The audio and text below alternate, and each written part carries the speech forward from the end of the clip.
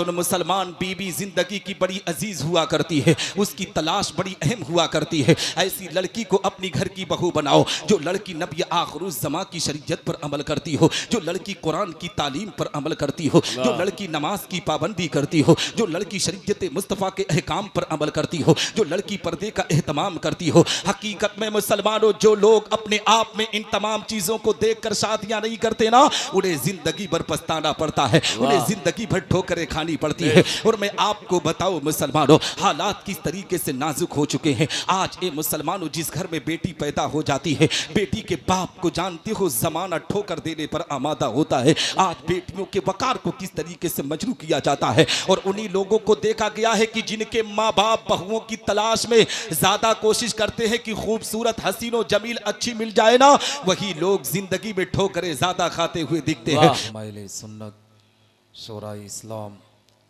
तालिबान उलूम नबविया, हाज़िरीन मजलिस, पर्दानशीन ख़ातिन इस्लाम, अस्सलामु अलैकुम वरहमतुल्लाहि ताला वबरकातुहू। वालेकुम अस्सलाम वरहमतुल्लाहि वबरकातुहू। नहमदुहु व नुसल्ली व नुसल्लिमु अला रसूलिहिल करीम, अम्मा बाद, फ़अऊज़ु बिल्लाहि मिनश शैतानिर रजीम, बिस्मिल्लाहिर रहमानिर रहीम।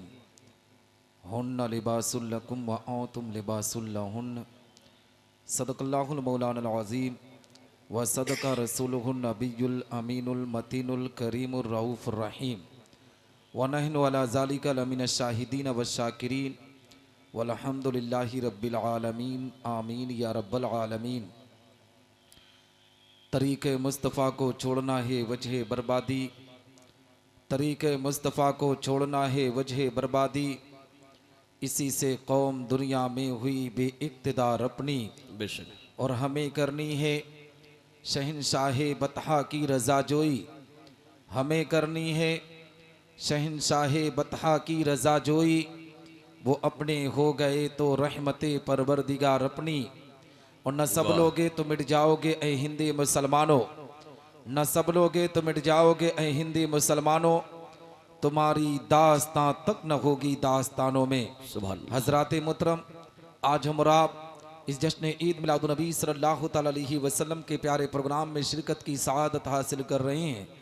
दुआ करते हैं कि रब्बे कायनात हम तमामी मुसलमानों की इस हाज़री को अपनी बारगाह में कबूल मकबूल फरमाए। हम तमामी मुसलमानों को हक बोलने, हक सुनने और हक पर अमल करने की तौफीक रफ़ीक अता फरमाए। हम तमामी मुसलमानों को आपस में एक बनाए, नेक बनाए, इहदिन सिरातल मुस्तकीम पर चलने की तौफीक रफ़ीक अता फरमाए।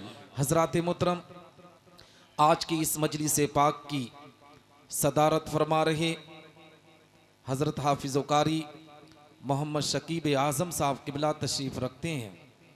उनके अलावा नकीब हिंदुस्तान नवाज़ कौम मिल्लत हज़रत कारी फ़ुरक़ान वारसी निज़ामी, वो भी मिंबर नूर की जीनत बने हुए हैं। उनके अलावा शहंशाह तरन्नुम बुलबुल तैबा तोती रज़ा जनाब महबूब ज़फ़र दहलवी, जो मिंबर नूर की जीनत बन चुके हैं। बुलबुल तैबा ग़ुलाम गौस रज़वी साहब, आबरू तरन्नुम हिलाल टांडवी साहब, वासिफ़ शाह हुदा जनाब नफ़ीस निज़ामी साहब, आबरू तरन्नुम जनाब फ़रहान आज़मी साहब, उस्ताज़ुल हुफ़्फ़ाज़ हज़रत हाफिज़ कारी मोहम्मद उसामा साहब, हज़रत अल्लामा अब्दुल क़य्यूम साहब, हज़रत अल्लामा हाफिज़ कारी मोहम्मद फैज़ान साहब। और सबसे लास्ट में मैं तोती रज़ा आबरू तरन्नुम कारी यूसुफ़ आरज़ू बस्तवी साहब का नाम इसलिए ले रहा हूँ कि आज के इस मजलिस पाक के रूह रवा वही है। अल्लाह सबके इल्म व अमल में खूब बरकत अता फ़रमाए, सब पर अपना खुसूसी फ़ज़ल फ़रमाई, करम फ़रमाए। आज का ये जो प्रोग्राम है, ये जनाब जदीदुल हिलाल साहब के लख्ते जिगर नूर नज़र तौकीर भाई के अक़द मतनून के ताल्लुक़ से रखा गया है। दुआ करता हूँ कि रब्बे कायनात की शादी में बरकतों और रहमतों का नुज़ूल फरमाए, शादी को खाना आबादी में तब्दील फरमाए। हज़रात मुहतरम, आइए कुछ अर्ज़ मारूफ से पेशतर हम और आप अपनी और सारी कायनात के मरकज़ अकीदत हुज़ूर रहमतुल लिल आलमीन शफ़ीउल मुज़नबीन रसूल गिरामी बकार हम गरीबों के गमगोसार मदनी सरकार दोनों आलम के मालिक व मुख्तार आकाई करीम सल्लल्लाहु ताला अलैहि वसल्लम की बारगाह पुर अनवार में दुरूद व सलाम का नजरान अकीदत पेश करें और बावाज़े बुलंद पढ़ें। अल्लाहुम्मा सल्ली अला सय्यिदिना मौलाना मुहम्मद बारिक वसल्लिम सलातो व सलामन अलैका या रसूलल्लाह सल्लल्लाहु ताला अलैहि वसल्लम। हज़रात मोहतरम, मैं अपनी तकरीर का आगाज़ इन जुमलों से करना चाहता हूँ कि जनाब जदीदुल हिलाल साहब का एक बेटा जिसने हिफ्ज़ कुरान को सीने में बसाया, हाफिज़ मोहम्मद शफीक साहब, आज उन्होंने कितनी मेहनत की अपने भाई की शादी के में कि मेरे घर पर नबी के मीलाद का प्रोग्राम हो, अल्लाह रसूल की ज़िक्र की महफिल को सजाया जाए। लेकिन आज इस बाबरकत महफिल को देखकर आपको अंदाज़ा लग गया होगा कि आज भी बुराई की तरफ मुसलमानों का कदम सबसे ज़्यादा है, नेक कामों की तरफ मुसलमान का कदम आज भी कम दिखता हुआ नज़र आ रहा है। अगर बुराई की तरफ हमारी कौम का कदम ना बढ़ता ना, तो आज दुरुगजोत की जो भीड़ है आज इस खेल के मैदान में पैगम्बर इस्लाम की ज़िक्र की महफिल में वो भीड़ जमा होती। लेकिन मुसलमान अपनी इज़्ज़त को किस तरीके से नीलाम कर रहा है, अपने वकार को किस तरीके से मजरू कर रहा है। अमरडोबा से चलकर दुरुगजोत में जाकर नाजायज़ व हराम कामों को देखने के लिए पहुंच गया। लेकिन ए मुसलमान, आज हमारे इसी गांव के अंदर हिंदुस्तान के मशहूर व मारूफ शोरा को दावत दी गई। आज जदीदुल हिलाल साहब ने सोचा कि अपने बेटे की शादी के मौके पर हिंदुस्तान के टॉप नात खानों को मैं अपने दरवाजे पर लेकर आऊँगा, ताकि मेरे घर पर नबी के जिक्र की महफिल सजाई जाए, अल्लाह रसूल का जिक्र किया जाए, ताकि मुसलमान बैठकर अल्लाह की रहमत से माला माल हो। लेकिन आप अंदाजा लगा सकते हैं कि आज भी मुसलमान का ज़हनो दिमाग गंदगी की तरफ किस तरीके से बढ़ रहा है। कुरान की तालीम की तरफ हमारा कदम नहीं बढ़ रहा है, नबी की शरीयत की तरफ हमारा कदम नहीं बढ़ रहा है, बुराइयों की तरफ हमारा कदम किस कदर बढ़ रहा है। आप सुबह से देख रहे होंगे कि कितनी गाड़ियां उधर जा रही है, लेकिन कोई मुसलमान यहां बैठने के लिए तैयार नहीं है। चंद मुसलमान जमा होकर नबी का मिलाद सुन रहे हैं। पता क्या चला कि आज भी मुसलमान गंदगी की तरफ बड़ी तेजी से बढ़ रहा है। यही वजह है कि मुसलमान की आबरू लूटी जा रही है, मुसलमानों की इज्जत पर हमला किया जा रहा है, मुसलमानों के वकार को मजरू किया जा रहा है। मेरी कौम के लोगों, अभी भी वक्त है, तुम अपने हालात को सुधार कर पैगंबर इस्लाम की गुलामी का पट्टा अपनी गर्दन में डालकर नबी की शरीयत पर चलना शुरू करो। इंशाअल्लाह तबारक व तआला अल्लाह की रहमतें हम पर नाजिल होंगी, हमारी दुनिया भी सबरेगी, हमारी आखिरत भी सबरती हुई।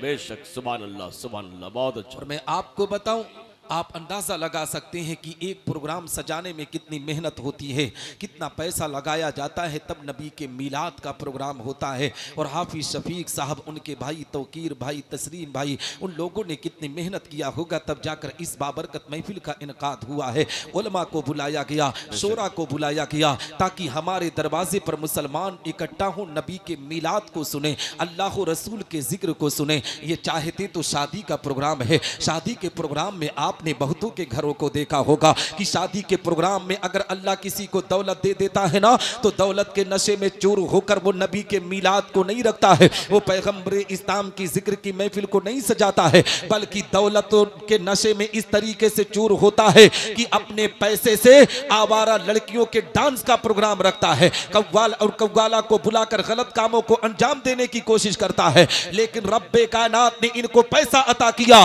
तो उस पैसे का गलत इस्तेमाल ना कर कर अपने आका के मीलाद पर खर्च कर रहे हैं। अल्लाह इस पैसे की बरकत से रब्बे कायनात इनके घर में रहमत नूर की बारिश अता। आमीन आमीन आमीन। और मैं आपको बताऊं, हकीकत में पैगंबर इस्लाम आकाई करीम सल्लल्लाहु अलैहि वसल्लम की बाबरकत महफिल में शिरकत किया करो। ऐसी महफिल में जब मुसलमान शिरकत करता है ना, तो रब तबारक व तआला मुसलमान पर रहमत नूर की बारिश अता करता है। आओ मैं आपको बताता चलूं, हालात के बारे में आपको समझाता हुआ चलो। हकीकत में आज मुसलमान नबी के मिलाद से कितने कोसों दूर होता हुआ नजर आ रहा है। नबी पर दुरूद व सलाम पढ़ने की बात आ जाए ना, तो इनके चेहरे पर 12 बज जाता है, क्योंकि मुसलमान को खबर ही नहीं है बचपने से लेकर जवानी तक, जवानी से लेकर बुढ़ापे तक सिर्फ कव्वालों में जब जिंदगी गुजारोगे, जब अय्याशियों के बाजार में अपनी जिंदगी को बर्बाद करोगे, डांस और नाच को प्रोग्रामों में सबसे पहली सब में शिरकत करोगे, तब मुसलमान तुम कब नबी के बारे में तुम अपनी सीखने की कोशिश करोगे, कब दुरूद सलाम पढ़ने का सलीका पैदा करोगे, कब कुरान की तालीम पर अमल करने का तरीका पैदा करोगे। मुसलमान, अल्लाह ने मुख्तसर सी जिंदगी दी है, तो इस मुख्तसर की जिंदगी को इधर उधर बर्बाद ना कर, इस मुख्तसर सी जिंदगी को अल्लाह रसूल की इताअत के लिए कदम को बढ़ा। इसलिए कि जब मुसलमान नबी पर दुरूद पढ़ता है तो रब तबारक व तआला उस दुरूद पढ़ने की बरकत से उस मुसलमान पर रहमत नूर की बारिश अता करता है। और मैं आपको बताऊं मुसलमानों, रब्बे कायनात कितना बड़ा करम करता है, लेकिन आज जानते हो हालात किस तरीके से बद से बदतर हो चुके हैं। हम मुसलमान जानते हो किस तरीके से नबी के मीलाद के बारे में अपने जिक्र की महफिलों को सजाते हैं। आज मुसलमान जानते हो जब आई लव मोहम्मद का ट्रेंड चल रहा था ना, तो इसी सरजमीन अमरडोबा में आपने नौजवानों को देखा होगा कितने पोस्टर लगाए जा रहे थे आई लव मोहम्मद के। आज उन्हीं नौजवानों की जिंदगी उठाकर देखेंगे तो आज यहां महफिले मीलाद में बैठने के बजाय वो आवारा लड़कियों के डांस को देखने पर जिंदगी में फख्र महसूस करते हैं। मुसलमान सुन, आई लव मोहम्मद का पोस्टर लगाने से नबी का गुलाम नहीं बनेगा। पैगंबर का गुलाम वही होता है जो अपनी जबान से सल्ले अला मोहम्मद का जिक्र किया करता है, जो पैगंबर इस्लाम पर दुरूद पढ़ा करता है, और जो नबी पर दुरूद पढ़ता है वो ऐसी बरकत वाली महफिलों में शिरकत किया करता है। और जो ऐसी बरकत वाली महफिलों में बैठता है अल्लाह उस मुसलमान पर रहमत नूर की बारिश आता। बेशक। नारे तकबीर, नारे रिसालत। सुभान अल्लाह, सुभान अल्लाह।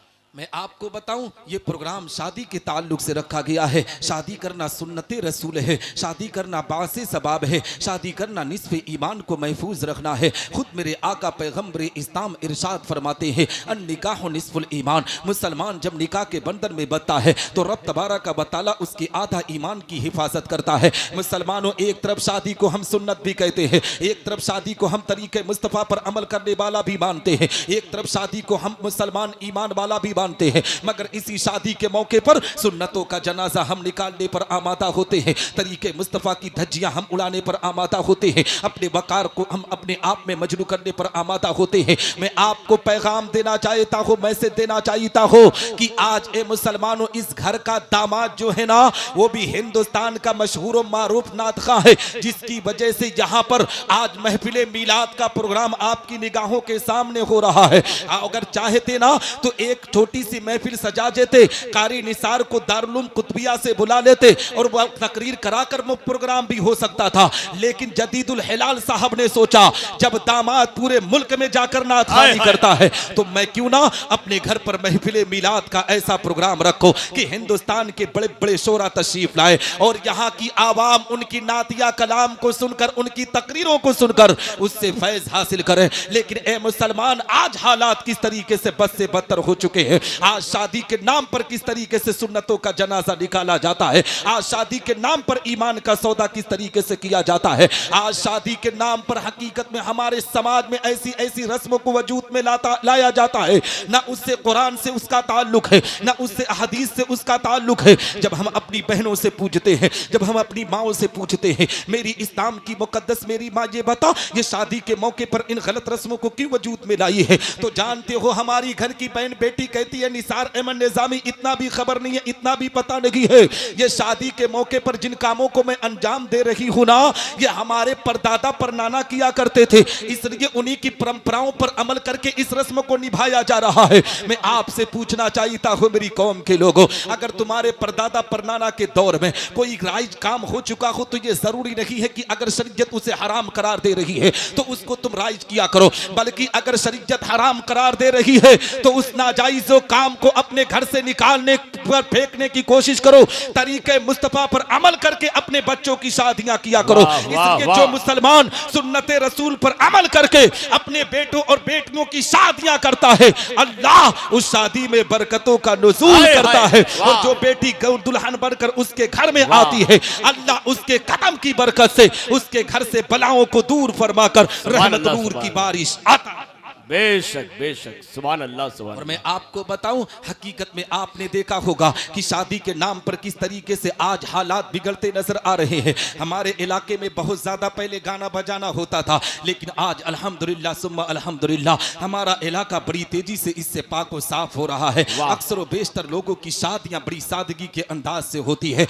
बहुत कम ही लोग हैं जिनके पास इल्म की कमी है, जिन्हें लाखैरा किस्म का कहा जाता है। उन्हीं के घरों पर देखे होंगे कि उनके घर पर नाच और डांस हो जाए, लेकिन आज 99% हमारे घरों में आज शादियां तरीके मुस्तफा पर अमल करके होती है। वाह, कोशिश वाह। यही होती है। हमारा इलाका इस वक्त शादी के मामले में गलत कामों से परहेज करने की कोशिश कर रहा है। सिर्फ एक काम और हमारे यहाँ से अगर खत्म हो जाए ना, ये 200 300 400 जो बारात का रवाज चल रहा है, जिस दिन ये खत्म हो गया इंशाअल्लाह तबारक व तआला हम हर मैदान में कामयाबी हासिल करते हुए नजर आएंगे। लेकिन आज बहुत से ऐसे इलाके हैं कि शादी के नाम पर जानते हो क्या किया जाता है? शादी के नाम पर महफिल मिलाद का प्रोग्राम रखा जाता है, नबी के जिक्र की बाकायदा महफिल सजाई जाती है। यहाँ जितने भी स्टेज पर शोरा दिख रहे हैं ना, ये हिंदुस्तान के टॉप के नातखा हैं। ये अलग अलग जिले में अलग अलग स्टेट में जाकर नातखानी करते हैं। इनसे भी पूछ सकते हैं, मैं भी अभी रात में आजमगढ़ के जलसे में था, आज अमरडोबा में हूँ, कल कहाँ रहूंगा इसके बारे में मैं बता सकता हूँ, लेकिन अगर बताऊंगा तो ये मेरा गांव है। लोग अलग अलग तरीके से ख्याल पैदा करते हैं, इसलिए बताना मकसद नहीं समझता। लेकिन मैं आपको बताना ये चाहता हूँ कि हम शादी के प्रोग्राम में भी शिरकत करते हैं, कॉन्फ्रेंसों में भी शिरकत करते हैं। शादी के प्रोग्राम में जहां तक देखा गया है कि लोग नबी के मिलाद का प्रोग्राम रखते हैं। अभी महफिल मिलाद हो रही है और महफिल मिलाद खत्म होने के बाद वही बाप जो जानते हो आलिम को रुखसत कर रहा था ना, तो अपनी पूरी जिंदगी का दुखड़ा आलिम के सामने पेश कर रहा था। बड़ी गरीबी है, कर्ज पर डूब कर शादी कर रहा हो, और जानते हो जैसे ही आलिम साहब घर के लिए निकलते हैं, वही बाप अपने आंख पर काला चश्मा लगाकर हर गलत काम को ए मुसलमानों सही तरीके से समझ कर करने पर आमादा होता है। अभी उसके पास गरीबी थी तो 2 साउंड पर नात खानी और तकरीर हुई, लेकिन जैसे ही आलिम साहब घर के लिए निकले ना, 6-6 साउंड का इंतजाम कर दिया जाता है, 6-6 डीजे का इंतजाम कर दिया जाता है। अब डीजे की धुन पर किस तरीके से गाने और बजानों की महफिलें सजाई जाती है।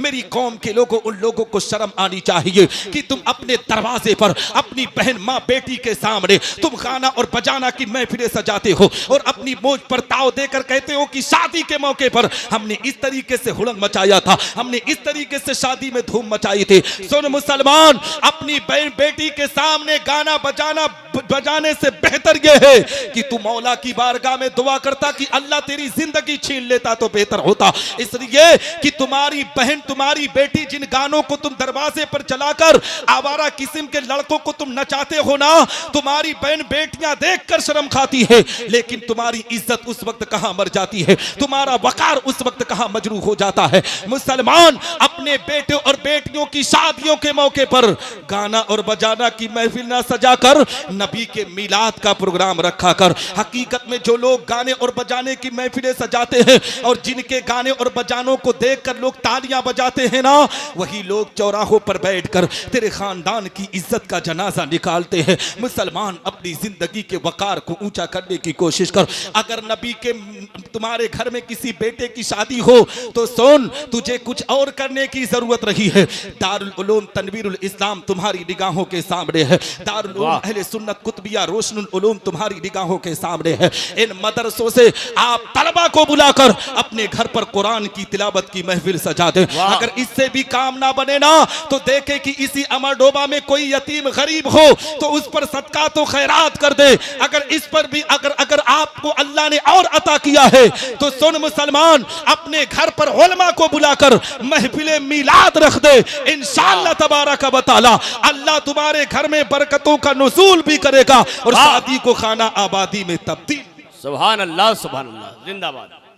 मैं आपको बताऊं, हकीकत में मुसलमानों आजकल जानते हो क्या होता है, शादी होती है ना नौजवानों, खासकर नौजवानों को पैगाम देना चाहता हूँ, शादी होती है ना, शादी का अभी वक्त जानते हो 2 से 3 महीना नहीं बीतने पाता है, नौजवान अपनी ज़िंदगी से थक हार जाता है, आंखों में आंसुओं के कतरात को लेकर किसी मौलवी, किसी इमाम, किसी बाबा की चौखट पर पहुंचकर कहता है, बाबा जी ताबीज़ बना दो। क्या हुआ? मामला गड़बड़ हो रहा है, जिस बेटी से मेरी शादी हुई है ना, वो लड़की मेरे लायक नहीं है, मेरी इज्जत से खेलने के लिए तैयार है। मुसलमान, उस वक्त क्यों नहीं सोचा था जब अपने लिए लड़की की तलाश शुरू कर रहा था, जब अपने लिए अपनी बीवी की तलाश कर रहा था। सुन मुसलमान, बीवी जिंदगी की बड़ी अजीज हुआ करती है, उसकी तलाश बड़ी अहम हुआ करती है। ऐसी लड़की को अपनी घर की बहू बनाओ जो लड़की नबी आखिरुज़्ज़मा की शरीयत पर अमल करती हो, जो लड़की कुरान की तालीम पर अमल करती हो, जो लड़की नमाज की पाबंदी करती हो, जो लड़की शरीयत मुस्तफ़ा के अहकाम पर अमल करती हो, जो लड़की पर्दे का एहतमाम करती हो।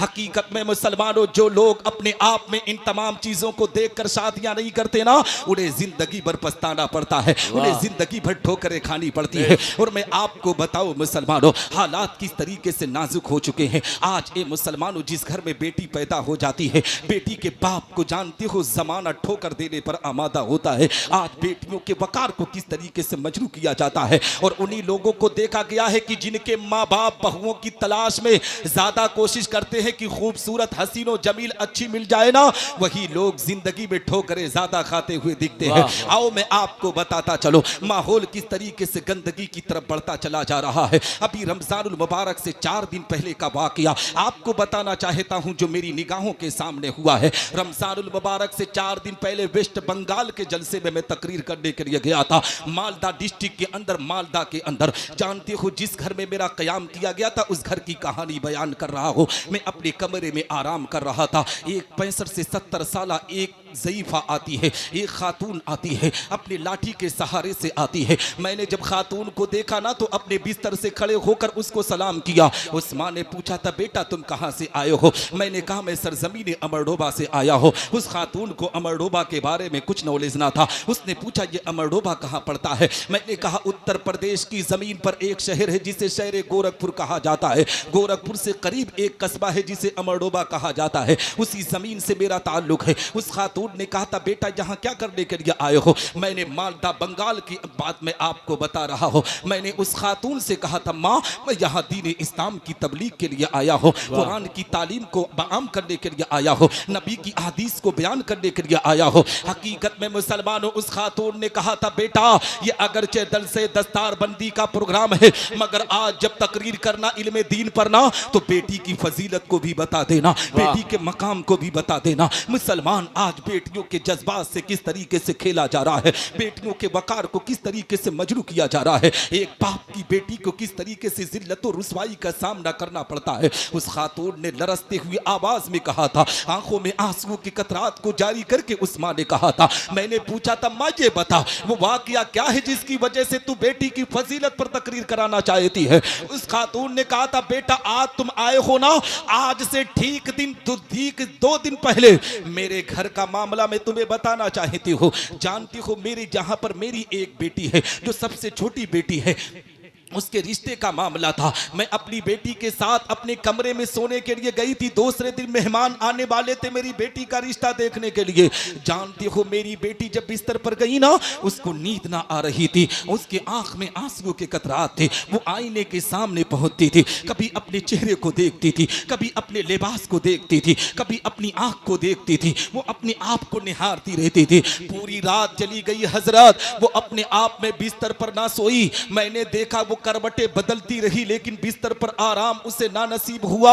और जब दूसरा दिन आया, हमने खाने का एहतमाम किया, पानी का एहतमाम किया। रिश्तेदार हमारे दरवाजे पर आए, उनके लिए हमने खाना सजा कर रखा, उनके लिए हम पानी सजा कर रखे। जानते हो रिश्तेदार खा पी कर चले गए। फोन लगाकर हमारे गार्जियन से जानते हो क्या कहते हैं? उन लोगों ने कहा कि आपकी बेटी की खूबसूरती माशा अल्लाह है, उसकी सीरत और किरदार जो पड़ोसियों ने बताया माशा अल्लाह है, मगर हमारे बेटे के हिसाब से उस बेटी का जो कद है वो 4 इंच कम है। अल्लाह अकबर। मुसलमानों, अगर किसी बेटी का कद 4 इंच कम हो जाए तो हम उससे रिश्ता करने के लिए तैयार नहीं होते हैं, उसको अपने घर की बहू बनाने के लिए तैयार नहीं होते हैं, उसको अपने घर की मुसलमानों बहू बनाने के लिए तैयार नहीं होते हैं। और मुसलमान सोचता है कि जो बेटी मेरे घर में बहू बनकर आए वो हमारी खिदमत गुजारी करे, वो हमारी इज्जत और तकरीम करे। मुसलमान, अगर तू चाहता है कि तुम्हारी बहू तेरी खिदमत गुजारी कर, तो ऐसी बेटी को बहू बना जो कुरान की तालीम सीने में बसाती हो, जो पर्दे का एहतमाम करती हो,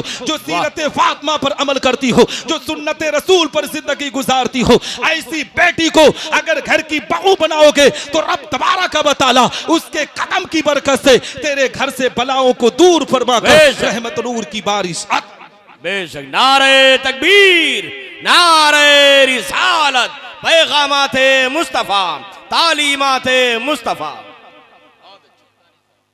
हाँ हजरत मोहतरम थके नहीं है ना? हाँ हाँ, क्योंकि मैं गांव का हूँ, हो सकता है थक गए हूँ। हाँ हाँ, क्योंकि घर की मुर्गी, अभी हजरत ने कहा ना कि मैं आगे नहीं बताऊंगा, है ना? हाँ, तो मैं घर की ही मुर्गी हूँ, सही है। हाँ, क्योंकि घर का कोई भी हो ना, उसे लोग इग्नोर करते हैं, कहते हैं इनको तो रोज़ सुन लेंगे, है ना? हाँ, ये भी है कि मैं रोशन जामा मस्जिद में हर जुमा को तकरीर करता हूँ, तो आपका जहन ये भी हो सकता है कि यार यहाँ ना सुन रहे, हम जुमा में चले जाएंगे तकरीर सुन लेंगे, है ना? ऐसा होता है, लेकिन ऐसा नहीं है। ठीक है, अल्हम्दुलिल्लाह मैं पूरे मुल्क में तो जाता हूँ दीन की तबलीग के लिए, और मैं फ़ख्र से भी कहता हूँ कि हमारे अमरडोबा के लोग मुझे बड़ी मोहब्बत से नमाजते हैं, माशाल्लाह। बड़ी अकीदत से नमाजते हैं। अगर मोहब्बत से ना नमाजते ना, तो दारुल उलूम कुतुबिया रोशन उलूम इतनी आसानी से, इतनी तेज़ी से तरक्की के मंजिलों को ना तय करता।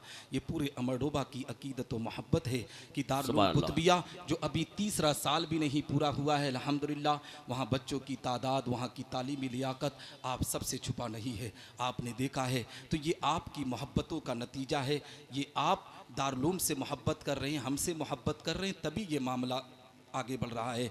तो ये मेरे लिए भी बड़ी फ़ख्र की बात है। हज़रात मोहतरम, कहने का मकसद ये है, मैं आखिरी बात कहूँगा क्योंकि वक्त में ज़्यादा नहीं लेना चाहता, क्योंकि शोराए किराम की तादाद ज़्यादा है, जबकि कारी यूसुफ आरज़ू बस्तवी जो इस महफिल के रूह रमा है ना, इनका हुक्म है कि और बोलूँ, लेकिन मैं ख़ुद अपने वक्त की कमी कर रहा हूँ, क्योंकि अगर मैं ही पूरा वक्त ले लूँगा तो बेहतर नहीं है, मुनासिब नहीं है। हज़रात मोहतरम, और मैं एक गुजारिश करूँगा कि कारी शफीक साहब किबला के जो अब्बा हैं, भाई हैं, इधर उधर टहल रहे हैं, है ना, हो सकता है कि नात खानी हो, कारी शकीब आज़म साहब को हुक्म दूंगा कि वो जाकर एक को पकड़ कर बिठा दिला के, है ना, हाँ वही जाएंगे तभी लोग आएंगे। ठीक है, हाँ अगर इधर उधर हैं तो यार बैठ जाएं, 5-7 मिनट और मुझे समात कर लें, फिर नात खानों को तो आप हजरात को समात करना है। सुनेंगे ना नात खानों के? सुनेंगे? कितने लोग सुनेंगे भैया? सब सुनेंगे माशाअल्लाह, और इसीलिए बैठे भी हैं। और अल्हम्दुलिल्लाह, अगर आज दुरुगजोत वाला मामला ना होता तो बड़ा बहुत अच्छी महफिल होती, लोगों का मजमा भी काफ़ी होता है ना। हाँ, तो हज़रात मोहतरम, कहने का मकसद ये है, बताने का मकसद ये है कि शादी सुन्नत रसूल के तरीके पर अमल करके होनी चाहिए। और मैं आपको बताऊँ मुसलमानों, आज जब हमारे घर में शादी होती है तो शादी के नाम पर किस तरीके से हम गलत कामों को अंजाम देने पर आमादा होते हैं, जिसको पूरी ज़िंदगी एक बाप को पछताना पड़ता है, एक माँ को पछताना पड़ता है। आपने देखा होगा इसी इलाके के अंदर की बहुत से ऐसे लोग हैं जिनके माँ बाप को बहुत ज़्यादा सताया जाता है, जिनकी वकार को मजरू किया जाता है।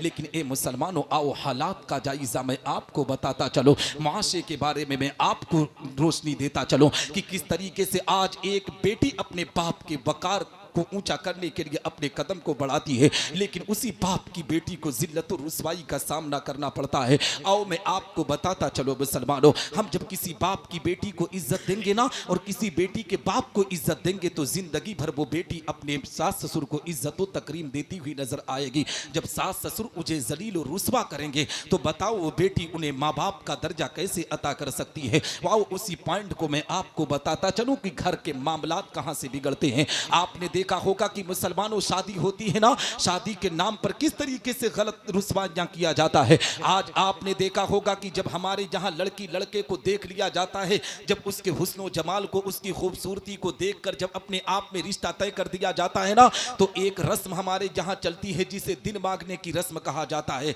वो दिन मांगने की रस्म नहीं होती है, बल्कि जहेज को फिक्स करने का वक्त होता है। हकीकत में मुसलमानों, वहीं से जिल्लत और रुसवाई का सामना करना पड़ता है, वहीं से एक बेटी की वकार को नीचा दिखाने की कोशिश की जाती है, वहीं से घर के मामलात बिगड़ते हैं, वहीं से बाप का वकार मजरू होता है। आप पूछेंगे कैसे, तो आओ मैं आपको बताता चलो। आपने देखा होगा कि बाकायदा जब लड़के की शादी होती है ना, लड़की के दरवाजे पर हम दिन मांगने की रस्म के नाम पर 10-20 नहीं बल्कि 30-30, 35-35 की तादाद में, जिनके पास जितना रुपया होता है उतनी वो ताकत दिखाता है, जितने पास जितना पैसा होगा उसी ताकत के हिसाब से लड़की के दरवाजे पर पहुंचा जाता है। जानते हो मुसलमानों, जब लड़की के दरवाजे पर पहुंचा जाता है ना, तो उसमें यह देखा जाता है हमारा दोस्त नहीं छूटना चाहिए, रिश्तेदार नहीं छूटना चाहिए, पड़ोसी नहीं छूटना चाहिए। मुसलमान किसी लड़की के दरवाजे पर ले जाने के लिए रिश्ते रिश्तेदार दोस्तों अहबाब को साथ देने के लिए तुम 100 मरतबा सोचते हो कि फला खानदान वाला छूट जाएगा तो नाराज हो जाएगा।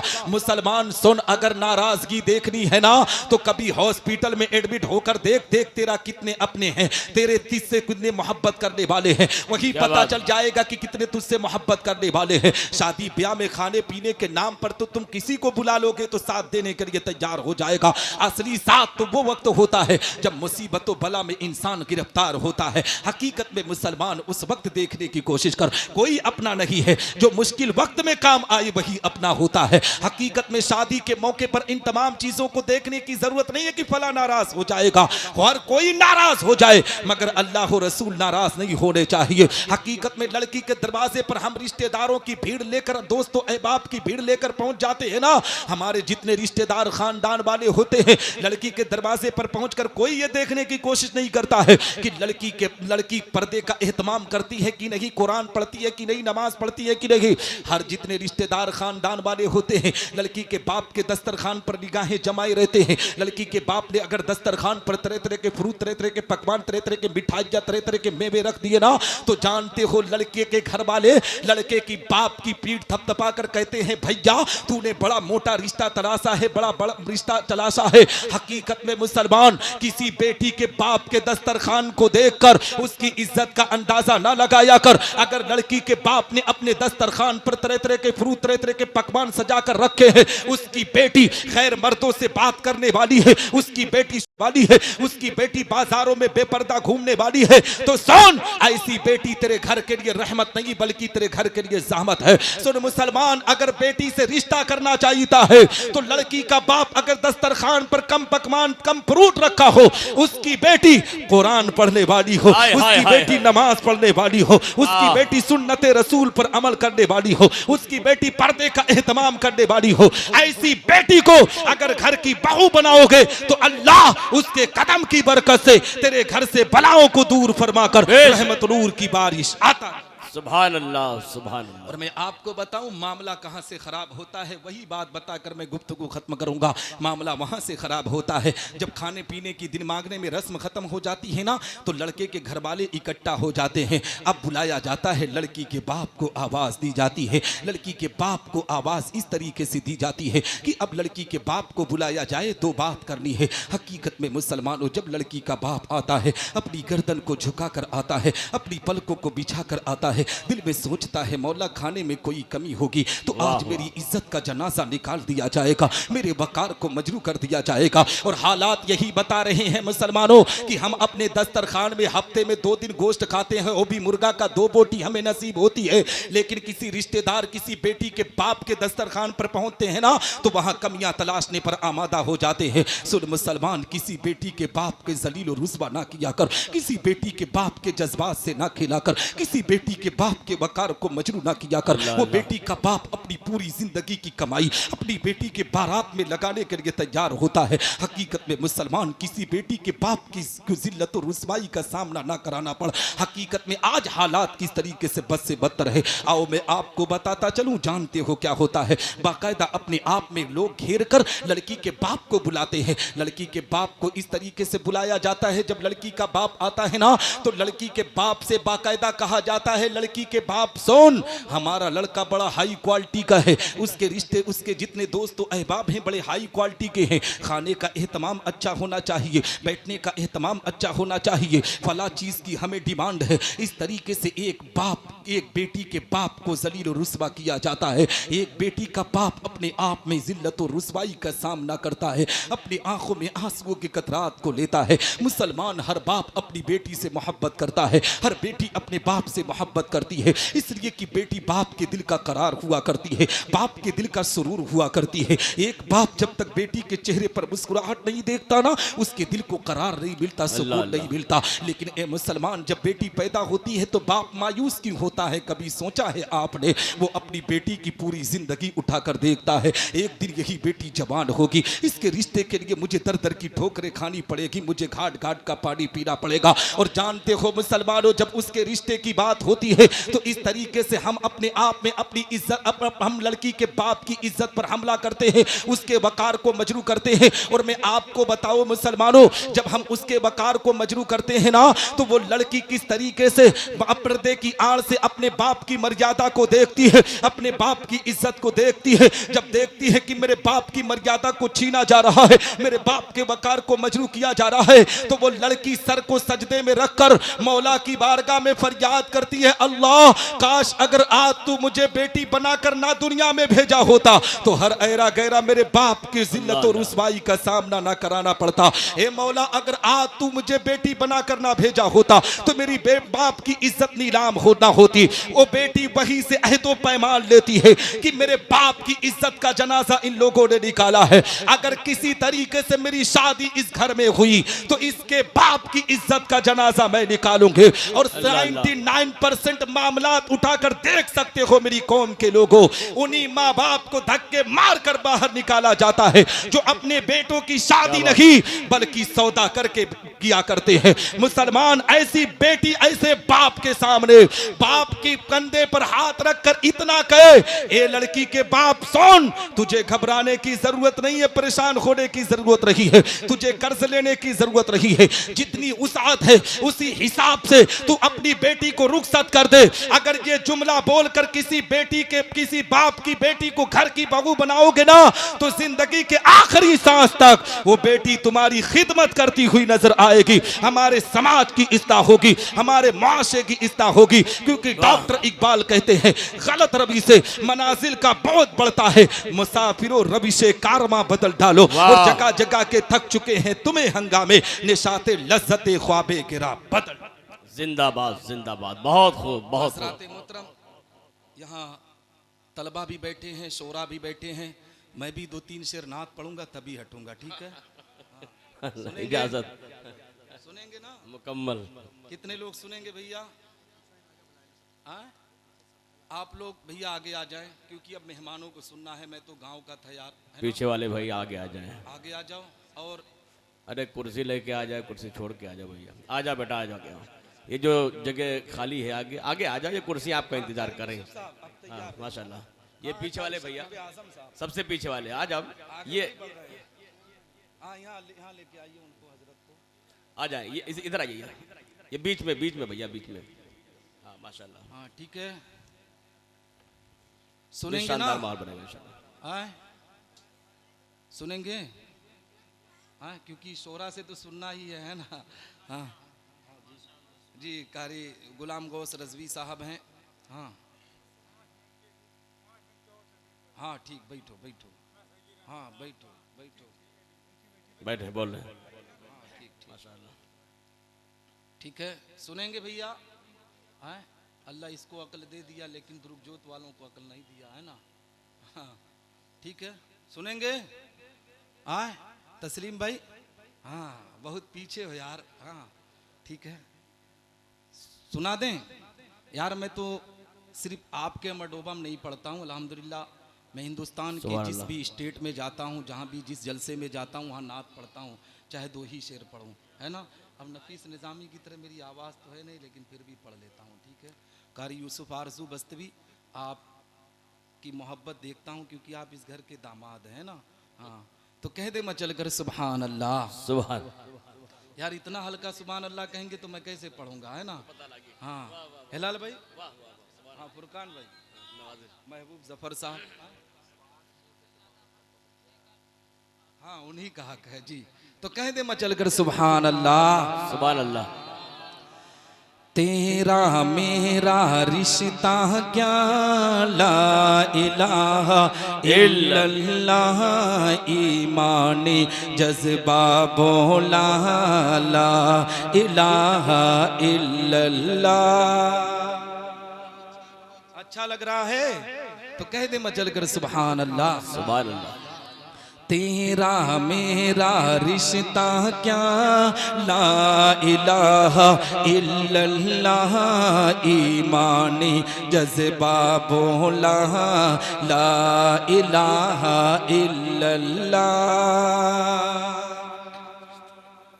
दीन नबी की बात करूं, दीप फिदा ये जात करूं, दीन नबी की बात करूं, दीप फिदा ये जात करूं, दिल के लिए ये अच्छा है, जिक्र नबी दिन रात करूं, दीन नबी की बात करूं, दीप फिदा ये जात करूं, दिल के लिए ये अच्छा है, जिक्र नबी दिन रात करूं, दीन हमारा सच्चा है, कुर्बान बच्चा बच्चा है, दीन हमारा सच्चा है, कुर्बान बच्चा बच्चा है, जान से बढ़कर है कलमा ला इलाहा इल्लल्लाह, तेरा मेरा रिश्ता क्या, सुभान अल्लाह सुभान अल्लाह। माशाअल्लाह, है ना। ये कमरे आजम भाई कोई है ना, और शमीम भाई है ना। हाँ, मैं उनकी तरफ मुखातब। अच्छा लग रहा ना, पढ़ लेता हूँ ना। आए हाँ, तो कमरे आजम भाई सुभान अल्लाह सुभान अल्लाह। कहाँ है? उनको अच्छा नहीं लगा, कहाँ है वो? हाँ जी जी। हाँ तौकीर भाई, आपकी तो दूल्हा है यार, आपको तो पहले बैठना चाहिए है ना। हाँ शमीम भाई कहाँ है? हाँ ठीक है, पढ़ूं? सुनेंगे? अच्छा लग रहा है यार। अमरडोबा वालों ऐसे सुन लो है ना, मैं तो आपके गांव का लड़का हूँ है ना।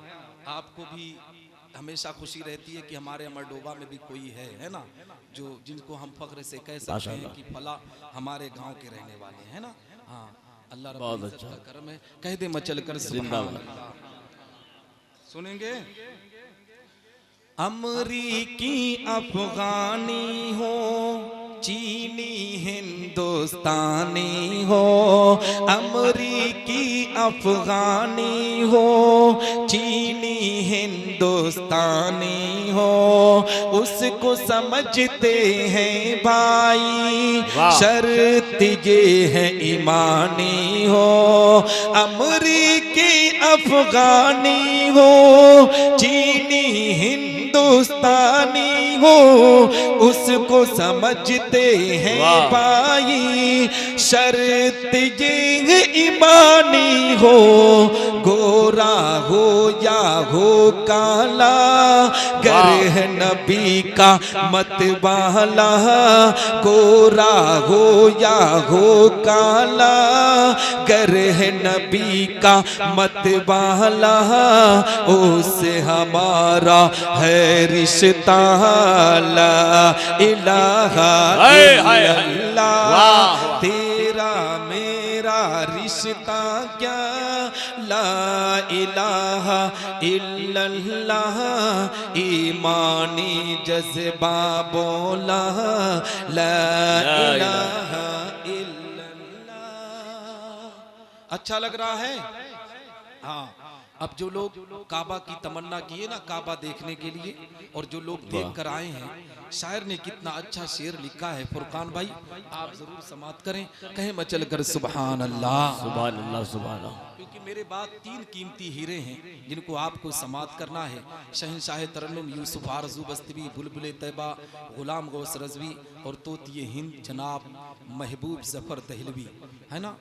इनका नाम गूंजता है पूरे मुल्क में। अल्लाह इनको सलामत रखे। हिलाल भाई को आपने सुना, नफीस भाई को सुना, फरहान भाई को सुना, अल्लाह सबको सलामत रखे। मुझे भी सुनने कहे मचल कर सुभान अल्लाह सुभान अल्लाह सुभान अल्लाह। काबे का चक्कर होगा, नूरानी मंजर होगा, काबे का चक्कर होगा, नूरानी मंजर होगा, संगे असवद देखेंगे, रहमत वाला दर होगा, काबे का चक्कर होगा, नूरानी मंजर होगा, संगे असवद देखेंगे, रहमत वाला दर होगा। जब हम मक्का जाएंगे, किस्मत पर इतराएंगे, जब हम मक्का जाएंगे, किस्मत पर इतराएंगे, होठों पर जारी होगा ला इलाहा इल्लल्लाह। तेरा मेरा रिश्ता क्या, ला इलाहा इल्लल्लाह। ईमानी जज्बा बोला ला इलाहा इल्लल्लाह। बहुत अब खूब। आखिरी शेर पढ़ रहा हूँ, है ना? सुनेंगे आखिरी शेर? कैसे सुनेंगे भैया? चुपचाप? हाँ तो कह दे सुभान अल्लाह। सुभान अल्लाह, सुभान अल्लाह। है ना? हाँ तो आखिरी शेर पढ़ रहा हूँ। तौकीर भाई सुनेंगे ना? आपकी शादी है इसलिए आपको की तरफ मुखातब हूँ, है ना? हाँ कह दे मचल कर सुभान अल्लाह। और जितने नौजवान तबका है ना, इस शेर पर जरूर मचलेंगे, क्योंकि ऐसे शेर को सुनने के लिए बेताब भी रहते हैं ना। कह दे सुभान अल्लाह। हमसे अगर टकराओगे, मिट्टी में मिल जाओगे। हमसे अगर टकराओगे, मिट्टी में मिल जाओगे। हम हैं उम्र के शैताई, सोच समझ कर आओगे। हमसे अगर टकराओगे, मिट्टी में मिल जाओगे। हम हैं उम्र के शैताई, सोच समझ कर आओगे। हम जिसे टकराते हैं, उसको धूल चटाते हैं। हम जिसे टकराते हैं, उसको धूल चटाते हैं। अपना मुहाफिज है अल्लाह, ला इलाहा इल्लल्लाह। तेरा मेरा रिश्ता क्या, ला इलाहा इल्लल्लाह। ईमानी जज्बा बोला ला इलाहा इल्लल्लाह।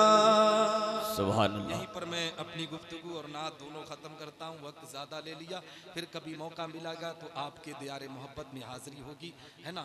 दुआ करता हूँ कि रब्बे कायनात मुझसे बोलने में कहने में छूटी या बड़ी गलती हुई तो मेरी गलतियों को माफ़ फरमाए। मेरे असातिज़ा किराम की दुआएं मेरे साथ रखे, मेरे माँ बाप की दुआएं मेरे साथ रखे, उलमा अहले सुन्नत वल जमात की दुआएं मेरे साथ रखे। वाखिरु दावाना अनिल हम्दुलिल्लाहि रब्बिल आलमीन। अस्सलामु अलैकुम व रहमतुल्लाहि तआला व बरकातहू।